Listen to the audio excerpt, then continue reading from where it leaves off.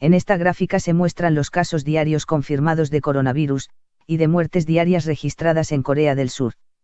Han tenido picos de alrededor de 900 casos nuevos en un día, y picos de 9 muertos en un día.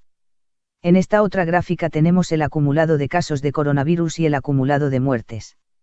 La tasa de letalidad, que obtenemos dividiendo el total de muertes entre el total de confirmados, es la línea roja. La tasa ha subido hasta un 2,2%. Corea ha hecho hasta ahora 10.568 pruebas de coronavirus por millón de habitantes. En el momento álgido de la epidemia, a principios de marzo, andaban haciendo casi 20.000 pruebas diarias entre la población.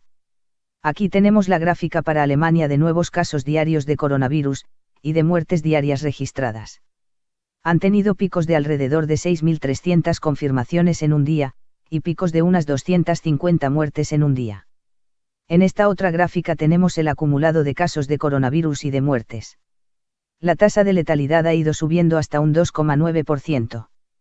Alemania ha hecho hasta el 15 de abril 20.786 pruebas de coronavirus por millón de habitantes.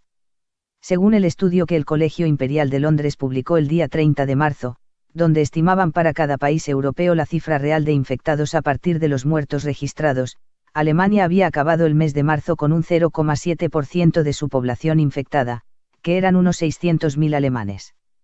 En Francia han tenido picos de 7.500 casos detectados de coronavirus en un día. Los picos de muertes han sido de unos 2.000 en un solo día. A principios de abril registraron una fuerte subida en las cifras de muertes diarias porque contabilizaron a los ancianos que habían fallecido por esta enfermedad en las residencias para la tercera edad. Sobre esta fecha se observa un aumento anormal en la tasa de letalidad. Su tasa de letalidad a 17 de abril se sitúa en un 16,5%. Francia había hecho hasta el 12 de abril 5.455 pruebas de coronavirus por millón de habitantes. No hay datos sobre las pruebas que lleva hechas hasta el día de hoy. Según el estudio del Colegio Imperial de Londres, Francia había finalizado marzo con un 3% de su población realmente infectada, que eran unos 2 millones de franceses. En Italia han tenido picos de 6.500 casos detectados de coronavirus en un día. Los picos de muertes han sido de unos 970 en un solo día. Su tasa de letalidad ha llegado hasta el 13,1%. Italia ha hecho hasta el 17 de abril 20.626 pruebas de coronavirus por millón de habitantes. Según el estudio del Colegio Imperial de Londres, Italia había finalizado marzo con un 9,8% de su población realmente infectada, que son unos 5,9 millones de italianos. En España hemos tenido picos de 9.200 casos detectados de coronavirus en un día. Los picos de muertes han sido de unos 950 en un solo día. La tasa de letalidad ha llegado hasta el 10,5%. Según el gobierno, hasta el día 15 de abril se han hecho 930.230 pruebas, lo que nos da una tasa de 19.817 pruebas por millón de habitantes. Durante esta última semana, se están llevando a cabo más de 40.000 pruebas diarias. Según el estudio del Colegio Imperial de Londres, España había finalizado marzo con un 15% de su población realmente infectada, que eran unos 7 millones de españoles. En España, el sistema de seguimiento de la mortalidad recoge las defunciones anotadas en el registro civil. Esta gráfica muestra en azul los muertos oficialmente registrados por coronavirus hasta el 16 de abril. En rojo vemos el número de muertes que exceden a las que se esperaban en condiciones normales. Vemos que, por ejemplo, para el día 31 de marzo habían sido registradas 748 muertes por coronavirus. Pero para ese día el sistema había detectado un exceso de mortalidad de 1.358 personas. Es decir, muchas personas parecen haber muerto por coronavirus sin haber sido registradas como tales. Para la segunda semana de abril, vemos que la curva de exceso de mortalidad se pone por debajo de la curva de muertos registrados por coronavirus. Esto es debido a que los registros civiles de muchas comunidades autónomas no están enviando a tiempo los datos de las defunciones al sistema. Cuando se envíen los datos retrasados, la curva de exceso de mortalidad detectada, se situará por encima de la curva de muertos registrados por coronavirus. Desde el 17 de marzo hasta el 16 de abril, el sistema ha detectado un exceso de 24.237 muertes. Las registradas oficialmente por coronavirus en este periodo son de 18.973 muertes. La diferencia es de 5.264 casos. En Cataluña, se hablaba de 3.300 muertos que faltan por contabilizar.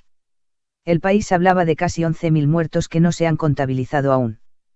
Casi todas estas muertes han ocurrido en residencias de la tercera edad, y a muchos de ellos no se les ha hecho la prueba.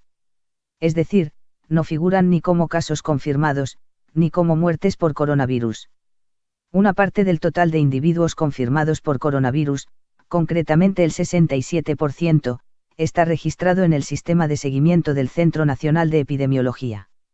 A día 16 de abril, habían pasado por el sistema 122.487 casos de los 182.816 infectados registrados.